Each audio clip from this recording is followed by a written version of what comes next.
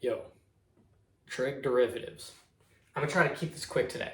In calculus, we're mainly gonna use the derivatives of sine and cosine, right? Especially as we go further down the line, we're gonna need to use these a lot. And the derivatives of them are rather simple. They're kind of versions of each other. Let's jump right in. Derivative of sine of x is equal to cosine of x. It's that easy, that simple, right? For all of these, it's kind of abstract. You might just have to like memorize these. The sine cosine ones are really intuitive, as you'll see in a second, but I apologize in advance. This is one of the things in calculus where you might have to reference a book or reference a video if you ever need these functions. We won't use these three so much. We'll use the tangent, sine, cosine ones a bunch. And with identities, which I'll show you later in the video, it's really easy to kind of turn these into other forms, other trigonometric functions, and with some algebra, right? If you look at the graphs, it's also pretty intuitive, these derivatives and slope equations, right? Derivative of cosine of x, negative sine of x.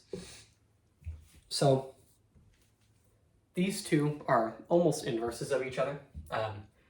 What you see is that if you keep taking more and more derivatives of sine of x and cosine of x, they become each other, right? If you take the derivative of cosine of x or the second derivative of sine of x, you get negative sine of x. If you take the derivative again, you get negative cosine of x. Take the derivative again, you get sine of x. And so it just loops, keeps on going back. And so the derivatives of these functions never get more complicated or less complicated, they just cycle, right? And so makes these two functions really, really easy to deal with. We're going to use these ones a lot in the future. But anyways, let's move on. Derivative of tangent of x is secant squared of x, right?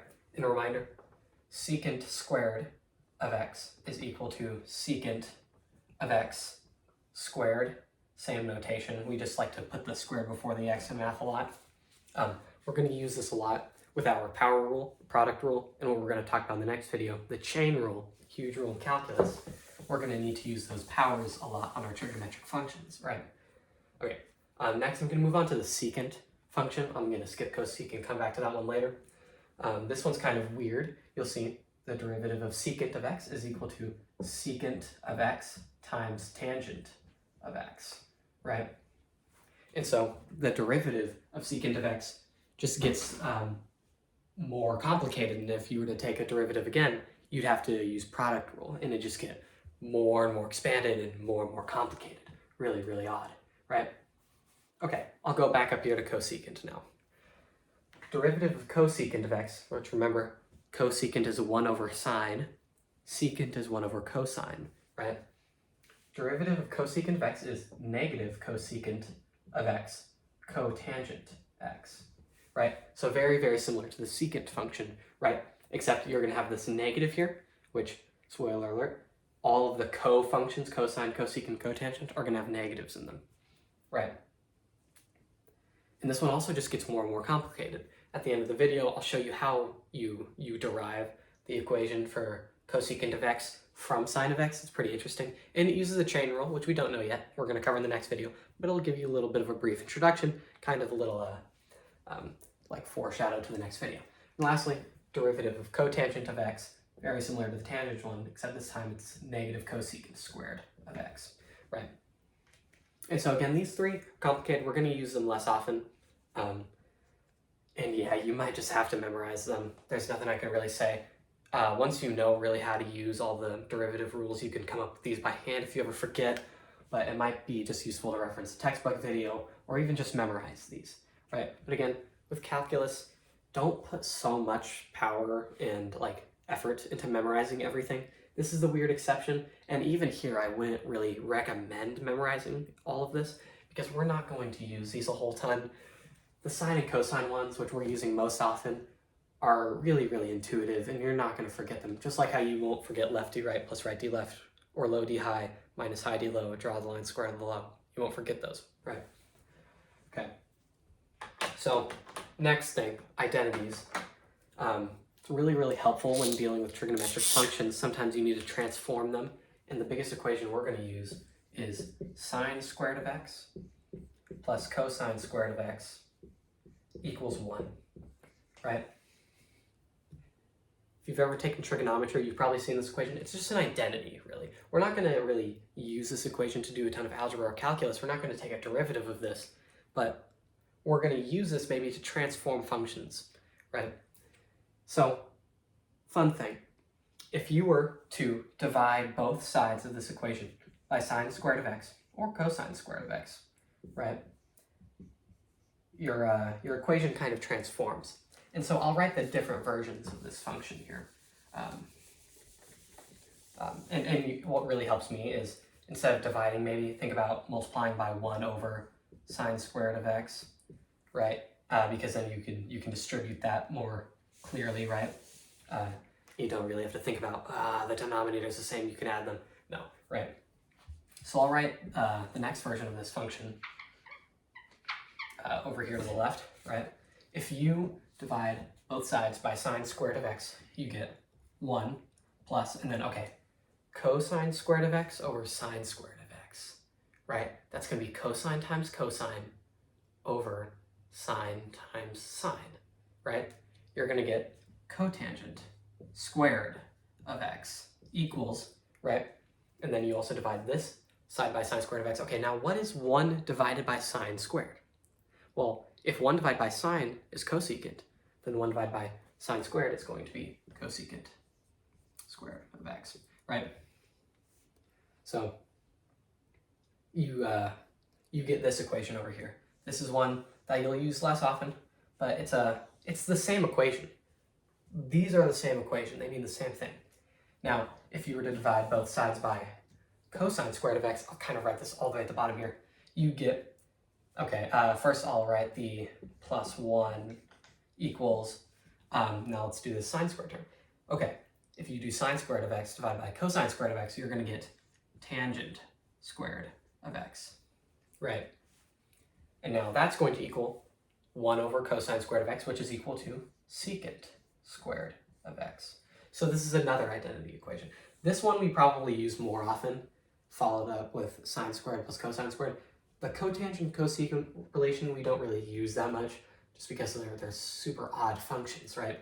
Then here, 1 plus tangent squared of x is a pretty commonly used one. And again, you can square root both sides to kind of get rid of those exponents, right? But these are really the 3 identities we're going to use most often to kind of transform our trig functions. Now I'll erase all of this, and that's the end of the video. If you don't want to see kind of a glimpse of the chain rule, you can leave now.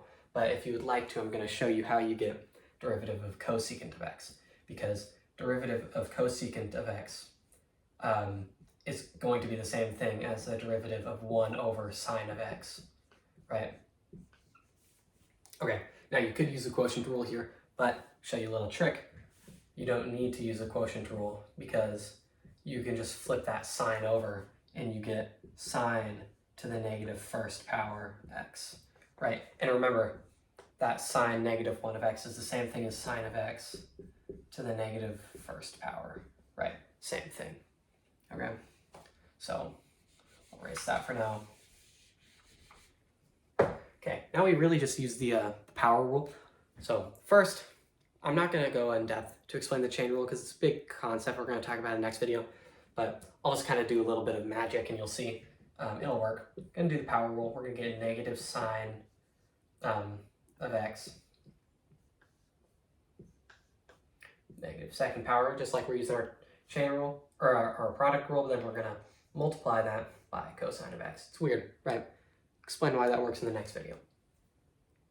Okay, now you have negative sine negative second x times cosine of x, right?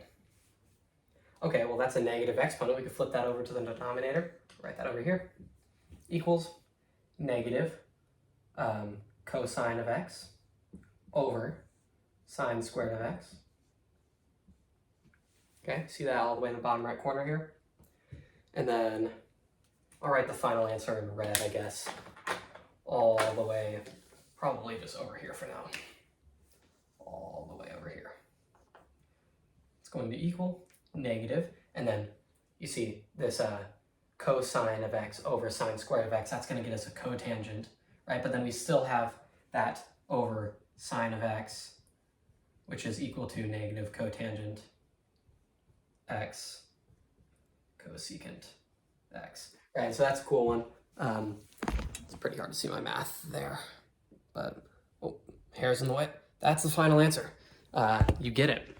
So if ever on hand you forget any one of these three, you can do the same one for cosine, you can do the same one for tangent. It's a little bit weirder for tangent because you have to expand that. But anyways, it's kind of a glimpse into the chain rule. Kind of already seen what I've done, but it gets a little bit more complicated, and I'll express out more in the next video.